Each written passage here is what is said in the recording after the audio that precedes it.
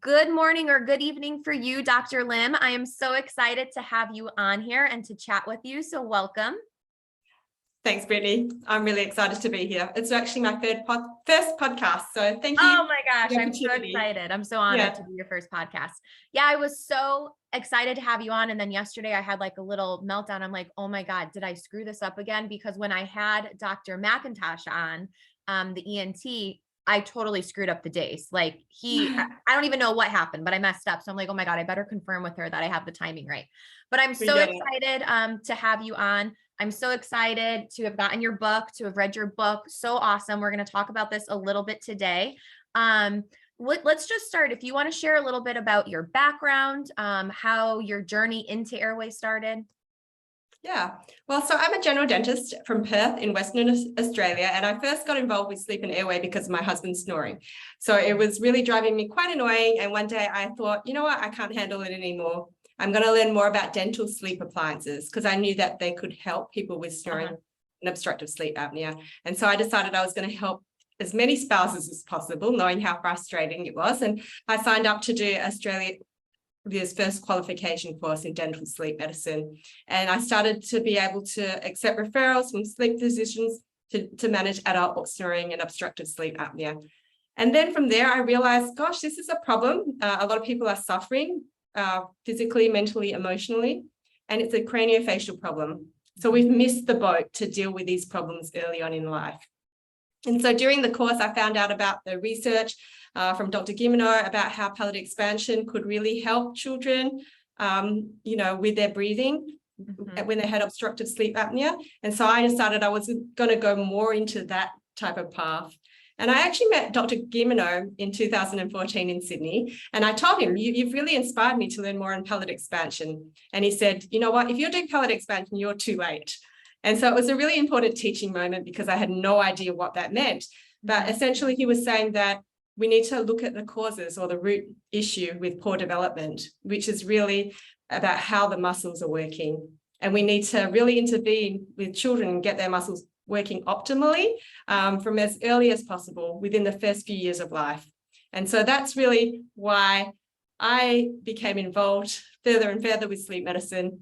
How can we deal with these problems earlier and earlier to prevent those really despairing situations that I've been seeing with adults? So how, I'm sure then your practice changed so much. I mean, I'm assuming you went more from treating adults to treating kind of the whole lifespan.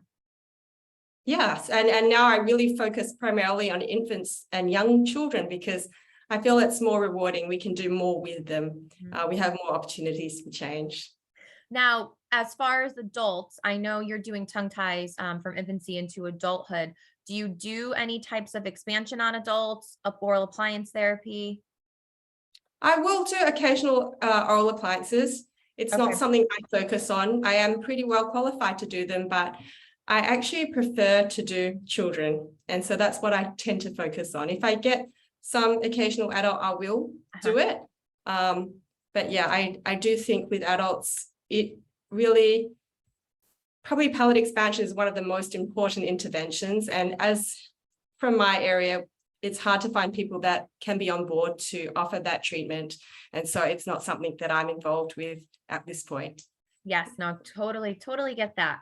Let's talk about what sparked the flame to write your book, Breathe, Sleep, Thrive. Discover how airway health can unlock your child's greater health, learning, and potential. How did this all start? Yeah, well, I first got the idea around 6 years ago, so quite a while. But, that was when I was starting to offer more orthodontic treatment, early interceptive orthodontics.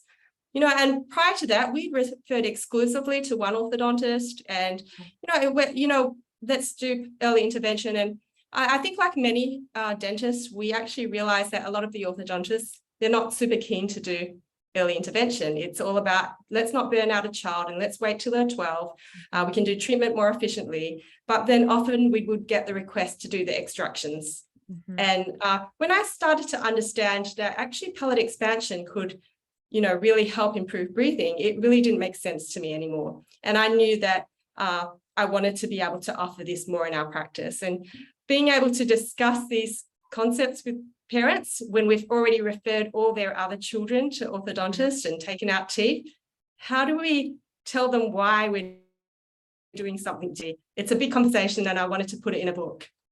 Yeah, absolutely. Totally highly recommend the book to literally everybody, whether you're in the profession, family, friends that I don't know their children are snoring or something like that.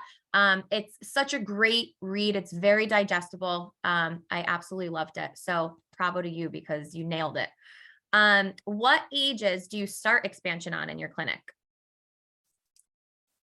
More recently, probably only in the last couple of years, I have started children as young as 3. The traditional age for expansion is 7 to 8 years. And it's pretty consistent. Children will breathe better and sleep better. It translates into better behavior and learning and that sort of thing. So I started to question, why is there an arbitrary age? And, quite probably 6 years, I can't remember. Also, I decided to do my daughter at age 6. So that was really the youngest, and it was a big deal for me. I felt that I was totally out of my comfort zone, but it made such a big difference for her. And so just starting to go younger and younger and younger, because we're not really trained to look after young children and how to deal with them. And it's quite terrifying at first. But I think as I've got comfortable, it just makes more and more sense to deal with these problems early and really help change a child's trajectory. Yes, absolutely. Now, are you placing a fixed appliance, or is it a removable appliance on the 3-year-olds? Removable. I have tried various different appliances, and my preferred option is the removable BioBlock expander. And what I love about this expander is there's these cat wires that go behind the front teeth. And so as we expand, we get some beautiful arch development, not just expansion, but it really changes a V-shaped arch to a more U-shaped arch. And it provides a really nice facial change. And I do think this is where you get the extra space for the permanent teeth to fit. Now, what age group would you switch to a fixed appliance, or do you generally use removable appliances? In the practice, I generally use removable, mainly because I love that result. And of course, it's not going to suit everyone because it does rely on compliance. And there are certain children that will not cope well with a removable appliance. But, I think because I know what is the potential, this is what I'm really comfortable with doing. And this is what I want to achieve. And so if they need a fixed appliance, unfortunately, they're going to have to wait until they're the right age to see an orthodontist. Yes. Now, because I can only treat so many people. Right. Now, what's the oldest age that you treat for expansion then in your clinic? Well, nowadays, like Dr. Kevin Boyd says, 7 to 8 becomes geriatric because I'm seeing a lot more younger children. And I do think that, the mid-palate suture starts to fuse around the age of 9 years. And beyond that, it can sometimes be more effective to use other forms of expansion, including mini implant supported expansion. So I do think the oldest is really about 7 to 8. But having said that, I have treated the occasional 9 to 10-year-old in the practice, but I'm pretty selective about who I'm going to take on. Now, what do you do if you have a mother, contact you, come into the clinic with a, say, 2-year and younger child who she is worried that is mouth breathing, has that open mouth resting posture? What do you recommend that mother does? First of all, I think it's important to rule out any significant obstruction. So they may need to go to an ENT specialist, or little things. It could be clearing their nose or really working on their mouth if it's, flaccid lips or open, if it's a muscular problem, obviously introducing things like the BB munchie or the myo munchie. Sometimes it's really difficult to deal with that child because a lot of the time we'll see a narrow high palate. And I do think it's essential intervention to be able to get things better on track, to widen the palate, the nasal passages, make more space for their tongue to fit. And a lot of the time I'm having to tell them, I think that your child will benefit from palate expansion, but we just have to wait until they're the right age to be able to deal with that. And once we've got that space, it'll probably be easier to work with the muscles and get the end goal. Now, do you have a collaborative team in your area? Like, have you found like your ENT that you work with and so forth? I do have ENTs that I refer to. I think the collaboration could be better. I am really busy, so I haven't really gone out and approached them in a big way, but quite often we will end up seeing a lot of the children that have had the ENT surgery and the persistent mouth breathing, persistent snoring and teeth grinding. So we will actually be involved with treating those children and managing that issue. But it is not something that we really work together in teams. Now that leads me to my next question, which I loved how you explained in the book, the difference in the book, but let's talk about the difference between like a true nasal obstruction and nasal disuse. Yeah, I guess, well, the nasal disuse is the perception of having that stuffy nose, and then just a lot of it could be allergies related, and then developing the habit of mouth breathing when they can actually close their mouth and breathe through their nose. And obviously when you use your nose will be clearer. And so to really distinguish between the two, we need to get children to work more on closing their nose and seeing if that's possible. And, Suresh Zagi did, and his team, they did a study to demonstrate that if we can get a child to sit comfortably with their lips closed with micropore tape or with water inside their mouth for 3 minutes, these children may actually benefit from myofunctional therapy to work on their lip seal rather than jumping in and doing ENT surgery. Yeah. And what was I going to say? Oh, also in the book, you talked about how kids can like mirror their parents. So if the parents tend to be mouth breathers, open mouth posture, that can lead the kiddo to being the same way. Yeah, that's right. And so I think it's really important to double check if a child can actually close their mouth and breathe well through their nose and reinforce that new habit. I like the idea of the water test because sometimes I feel like just asking the child to sit there for 3 minutes with their lips closed, like it's just, they need the water to almost like, keep them occupied. Yeah, for sure. They kind of like forget what they're doing and they're like, da, da, da, da, da, da. Yeah, or quite often it could be a paddle pop between their lips while they're watching TV. Yeah. Then they don't really care. Another good extraction. Absolutely. Now, do you collaborate with allergists? What role do you see allergies play into all of this? I think allergies are a very common issue. And yes, I think it can definitely, well, the research tells us that, approximately 80+% of children that have mouth breathing, that can be the strongest cause of mouth breathing. It is definitely a very important factor. And when you refer to an allergist, a lot of the time they're going to be doing that immunization, the desensitization. It's got immunotherapy. It's going to take a 2-year process.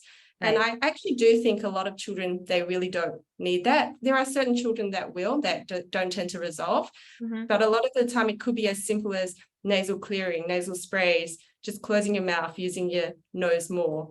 And even palate expansion. I do think that just widening that nasal passage to improve airflow, I think that's really impactful for children with allergies.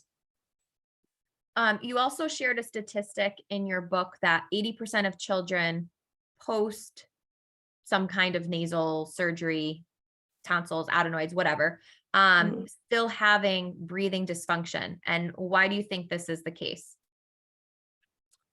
Yeah, that was the multicenter study, 578 children, and approximately 80% still have persistent OSA. And that doesn't even include children that still have persistent mouth breathing. But these problems are very multifactorial. There's the contribution of the palate that can impact it. Also, allergies and what is the tongue and the muscles of the mouth doing as well. So we really need to be able to address each factor to make sure that there is a resolution of the issue. It's not going to be one problem. And that's... Do you think that you can possibly email me that study? because I have a feeling that I'm going to get a lot of people reaching out, asking me for that study.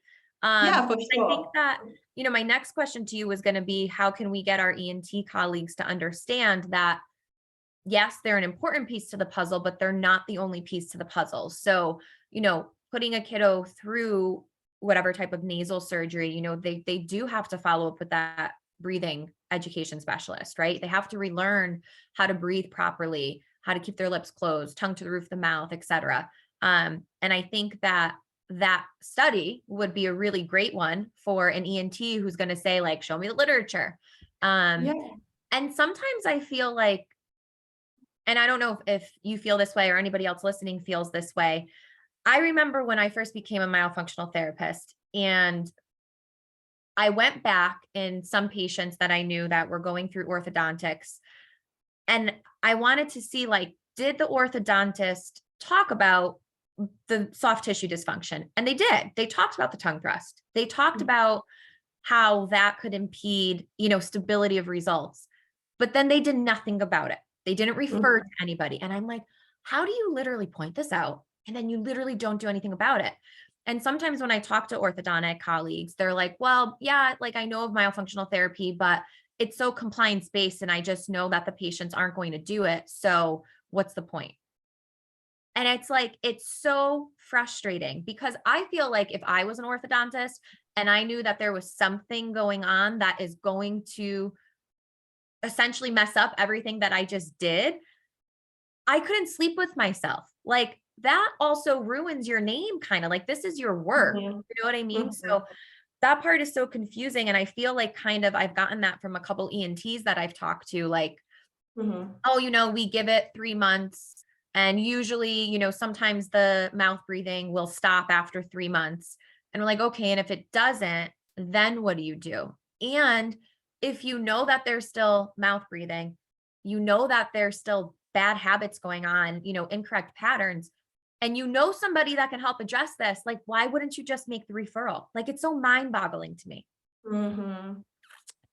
Yeah, it's interesting because a lot of the time orthodontists, they and ENTs, they don't really get to follow up the patients Right. on a long-term basis. So they don't really get to see what we see, because, we're seeing these patients after the problem. Right. And we see, in the dental profession, we see patients more than any other kind of healthcare provider.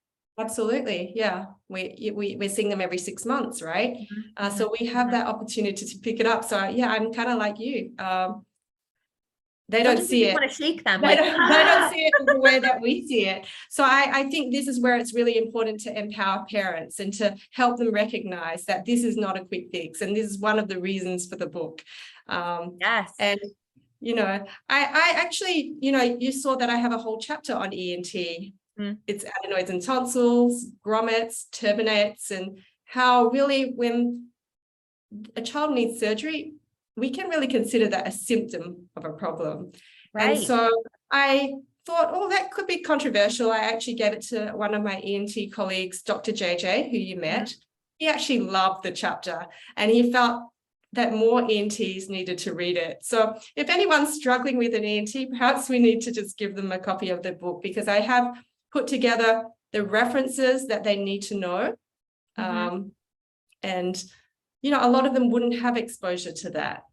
Right. And even, I don't even know if I included it in the book, but there's one study which actually looked at children that had persistent obstructive sleep apnea after their adenoids and tonsils. And they did a retrospective review, and they found that, mouth breathing is a big factor. And it wasn't the biggest factors for mouth breathing they found was narrow palate and, tongue short lingual frenulum, or tongue tie. So that's I think to your point, like, educating the parents is huge, because in our practice, like when we whip out, we have like the colorful skull, and we show them, like, look at this bone, look at what this bone makes up, and when they see that, it makes so much sense to them. Because I think in the beginning, sometimes, I'm sure you get this too in your clinic. I mean, probably not as much anymore, because I know you're very well known for doing, expansion at a young age, but I'm sure some parents are sometimes like, my child's 3, like, you want to do this? But when you Mhm. take the time and you educate them and you explain to them how much craniofacial development has already taken place before the age of 4, I mean, what parent wouldn't want to intervene? And I don't know how it is for you where you are. I mean, we sometimes are fighting with parent comes in, we explain everything, they're on board, they get it. They happen to have, a check-in with their pediatrician, or they go to the ENT they typically see versus the ENT we recommend. And the pediatrician and ENT completely disagree with us. No, no, there's not a tongue tie there. You don't need to do it. You don't have to do Mm. palatal expansion right now. They should be getting palatal expansion, or they should be seeing the orthodontist around age 7 or 8. They're too young. Yeah, there's always those issues. I mean, often you don't get to see the patient because they've cancelled before you've even seen them because the Yeah. pediatrician said that there's no tongue tie. But like yesterday, I got a message from the team that said, oh, this mum, she's going to book in for the palate expansion in January, but the orthodontist also said to her, it's actually useless to do the palate expansion because it's going to go back to normal. But I think because I'm quite active on Facebook and parents can see what I do, I think that's really important, getting to the parents, making sure they're educated, sharing cases. And I also said, just to let you know, I've written this book. So if you want to find out more, read the book. Yeah, honestly though, and they should, because again, it's so, some parents might get kind of, fearful, like, am I going to understand the book? You've written it so, like I said, so easily digestible. Like, anybody can read this book. It is Mhm. so informative and educational, and literally, like, just moms, keep it in your purse, bring it with you every healthcare provider you go. And if Yeah. anybody wants to, battle what your Airway provider is saying, literally whip out the book, whip out the section, and tell them. Yeah. So, I get that. And that's what the book's all about. And Yeah. I hope that it's useful for others to do the same. Absolutely. Now, you kind of brought up a question in my mind when you talked about the orthodontist saying that everything's going to go back. Now, I know you work with, you recommend myofunctional therapy. What do you put them in any kind of like myofunctional appliance for retention? Like, what do you do after expansion? With expansion, the expansion, if they're local and they come 3 weeks and compliance is good, we can get that done pretty quickly within 6 Okay. weeks, 6 to 9 weeks. And so after that, I want to have them in that full time, at least for a month. Okay. But then I don't want to drop the day wear until we've controlled the muscles.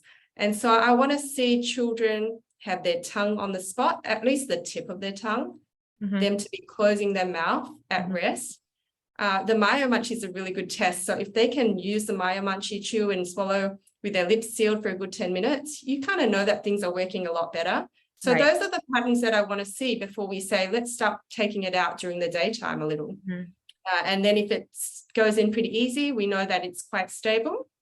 And then we can work towards like taking it out at nighttime as well, Okay. sort of alternating nights. And sometimes I'll introduce a Healthy Start habit corrector. If they can wear that for, good 30 minutes, an hour, then, we can really start thinking about dropping some of the nightwear as well. Right. And ultimately, I still think it's good for them to check every so often that it's fitting. But the idea is to wean children off the expanders when their muscle patterns get better. And we know that it's not difficult to put back inside the mouth. Yeah, absolutely. So it's So variable for each child. yeah, absolutely. And again, to that orthodontist who thinks that it's pointless, that's because you're not working with your collaborative team. Once you have those people, that function and structure obviously go hand in hand. And if you have that right team, there is no reason that case should relapse. Yeah, I think very obvious to us, right? Super obvious to us, but it's not something that they really look at. I love listening to Dr. Brett Christensen recently became part of the AHS Airway Health Solutions faculty. And they just did a conversation series last Wednesday. And I sent it to so many orthodontic colleagues of mine because, sometimes when orthodontists see general dentists doing ortho, they get very like, stay in your lane type of thing, whatever. But if they're not going to do it, somebody has to do it. And it seems like our general dentists are much more open to the idea of early interceptive, orthodontics. But anyways, I love that Dr. Brett Christensen is an orthodontist. So hearing him say, like, not that you have to like forget what you learned in school. Of course, we don't want to do that, but we don't learn this in school. And just because we don't learn it in school doesn't mean that it's not right. Yeah, so, I think I actually first heard him on your podcast. Oh, awesome. And so I think that was great to really help people understand it's not easy for an orthodontist to change the way they practice. Mm-hmm. They basically are taught to deal with teenagers, right, or preteens, mm-hmm, and then to have to change the way they practice, and it's very individualized and compliance based. It's difficult. Absolutely. So it's good to have somebody like him spreading the word for that, orthodontic community, sure, that maybe their ego's taking over a little bit and they maybe will listen to the orthodontist more. I don't know. But anyways, I want to talk a little bit about ADHD. When you have a child come in with a diagnosis of ADHD, what do you usually recommend? Are you always sending for a sleep study? I don't generally refer for a sleep study. I think one of the limitations is that it underscores the breathing difficulties, and then people are told there's no OSA, and then there is really no concern after that, or that's not investigated further. But really, we need to be aware of snoring and mouth breathing, because there's now even research to suggest that mouth breathing is linked to increased symptoms of ADHD. So at the end of the day, what we really need to focus on is ensuring that children are breathing through their nose. And if they have any symptoms of disruptive breathing during sleep, whether it be teeth grinding or snoring, we should really try to address each of the risk factors in those children. And I don't think it's necessary to get a sleep study to do that. Absolutely. And just like you said, it underscores sleep disordered breathing so often. It's very frustrating, even to that point, making sure that you have a sleep physician on your team that is going to be able to fully read and fully understand. I don't want to say fully understand because that's not nice, but you know what I mean? Like reading between the lines of what is in that sleep study and not just hyper focusing on the AHI, because and in the book, I quoted this one study from Stanford, which they recognize that these sleep studies are, not sensitive enough to detect problems in children. I think it was, now I can't remember exactly, but 90% of those children would not have had a diagnosis. If it was scored using standard criteria. They would not have been diagnosed with OSA and they would have been untreated. But then when you look at what happened with the children, there was so many of them that were taken off their medication, their stimulant medication, headache medication, sedatives or hypnotics. And so all of them had improvement in their snoring and their sleep disturbed breathing symptoms. So that's really what we should be looking at addressing, is those symptoms rather than the numbers. Now, what do you think about, or maybe I should say, the type of appliances that you use to address? So obviously we want to address the transverse width, but more that forward growth, that AP growth. What is your take on that? Yeah, usually if there is a transverse deficiency, there will be some degree of AP deficiency. And one of the reasons why I like the BioBlock is that there is that improvement in the arch form. And so quite often what I will see is there is going to be an increased overjet where the top teeth come out further. And that's usually going to be a sign that there has been a little bit of forward development of the top jaw. And so I find that realistically, that is helpful for a lot of children. Absolutely. Now, are you putting a lower appliance on, or just an upper? I usually put an upper because a lot of the time when children are quite narrow, their lower teeth are tipped in compensation. And so some people will use a lower expander to tip the teeth Upright back, the teeth, which can make things quicker. And, you could potentially do more expansion fast, but I actually just do the top one. Now, when you have a child in your clinic that has a very deep bite, like what are you thinking? Like, what are you expecting to find even before you take a look at anything in there? Yeah, so the deep bite for me always usually is a reflection that there is low tongue posture. And so what's actually happening is that the back of the tongue, usually, and quite often related to posterior tongue tie, the back of the tongue is actually not sitting in the palate. It's not actually filling the palate. It's actually resting low in between the teeth. And so it's almost using the back teeth as armrest. And what this is allowing is those front teeth or the anterior teeth to super erupt and that bite to deepen. And that's the origin of the deep bite. And yeah, when I see that, I know that, that lower jaw in a child is trapped. It's a trapped mandible that cannot grow forward properly. And it is associated with increased risk of breathing disturbance. So I know that that child is probably not sleeping well.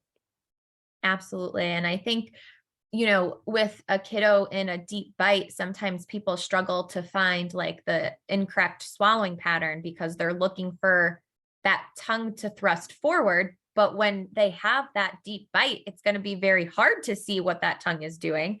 But I always tell people, if you get your fingers in there, you're checking their occlusion and have them bite, I mean, you will feel that pressure. You will feel them activating, those compensatory muscles to swallow.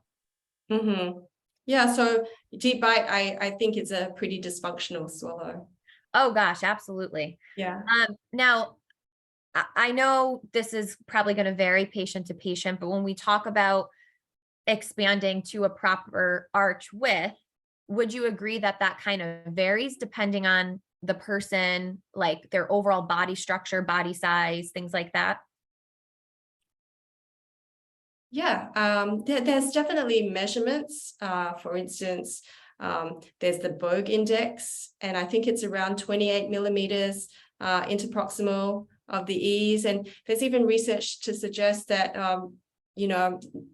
29 or 30 mils intermolar width in adults is going to be linked to base of tongue obstruction. But at the end of the day, I don't really get a ruler out. What I want to know is if that child, or if someone sucks their tongue, the lingual palate suction, how much of that tongue is spilling over the edge? Yeah. Is that tongue and that palate the right fit for each other? I want to look at what are the lower teeth doing? Are they tilted in?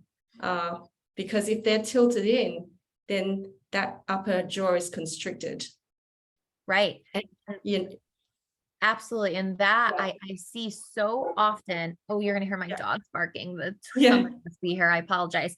When I see like I don't know, a young woman, like 16-year-old girl come into our office that has TMD symptoms, those teeth are always reclined. I mean, literally always reclined. I find, at least in the patients that I see. And even in some cases of patients going through expansion, sometimes I'm still finding that those teeth are still tipped in, especially on the lower, like they're not addressing them. They're not uprighting them. And I just had, and I might be completely off on this, but I just had a younger, I want to say was she 8? I want to say she was 8, maybe she was 7, come in a few weeks ago, and we measured her transverse width. And I want to say it was definitely over 35, which I know is what Dr. Boyd wants it to be by that age, but I want to say it was like 38. Like it was a decent size.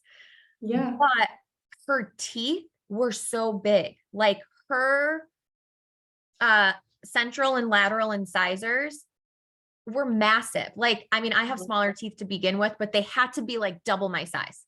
So in my head, I'm thinking, okay, well, her teeth are bigger. Like we have to have room to fit all of these big teeth.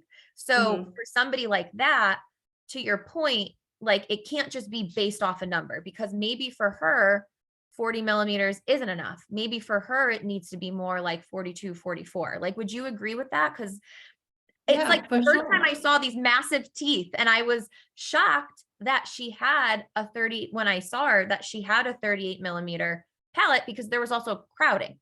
So it just was very, to your point, you can't always go based off of numbers, because some people will see that 38 millimeter measurement and think like, that's a really good, transverse width. We don't need to do anything. But I feel like this child's going to have crowded teeth.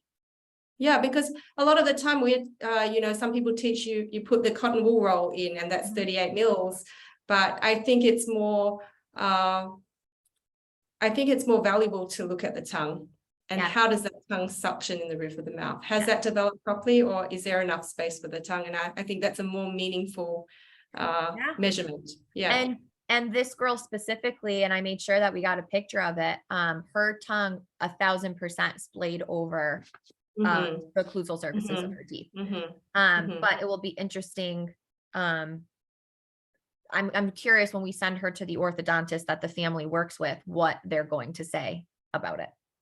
So that will be to be continued, I guess, on that. But I wanted to ask you that because I'm like, she's still going to need expansion, because again, there just was, her tongue did not fit in the roof of her mouth. And even that always makes sense to parents. Like when you say, your tongue needs to fit in the roof of your mouth, like a car fits in a garage, and you give them an analogy that's very easy to understand and very easy to compare to. And then you show their child whose tongue is like, splaying all over, or I'm sure you probably get like the parents also looking in the mirror, like, I think I do that, or I have that. I have a tongue tie. Yeah. Are there any other things that you want to talk about before we wrap up? Yeah, no, I think, we covered a lot of ground there, and, this is my first time. So thank you for making it super comfortable and being so accommodating with it. Absolutely. This was so much fun, and we'll definitely have you on to do it again. So stay tuned for a part 2. I hope you enjoy your evening, and thank you for everything that you do, that you contribute to this field. And we are very lucky to have you. So thank you. No, thank you. Thank you for making it more accessible to more professionals. So thank you. Ta. Absolutely.